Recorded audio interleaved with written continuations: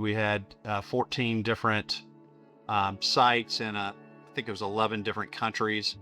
And so the main thing they were looking for really was safety testing, being able to do a pre-dose confirmatory test on a CBC, which is a hematology device, and a blood chemistry or biochemistry test.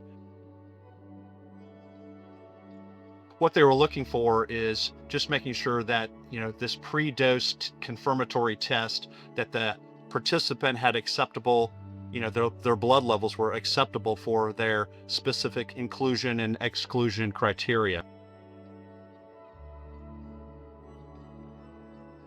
Because you're delivering these devices into these remote locations all around Africa, you're able to have the exact same device, the exact same CBC device, and the exact same chemistry analyzer in the same location.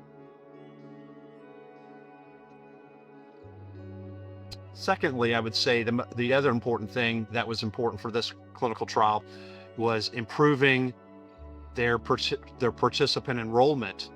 And that's important because they want to have better recruitment, because if they can improve better their recruitment and have better patient enrollment, it can reduce the clinical trial timeline, so they're able to get these patients faster in the system.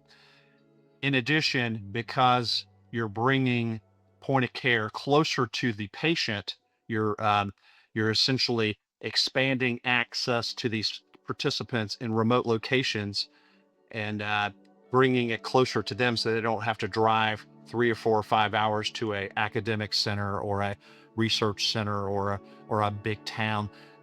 In Africa, we brought the technologies closer to the patient, so it significantly reduced the patient burden. So that's important, to reduce the patient burden, because ultimately it enhances the patient's satisfaction and makes things more convenient for them.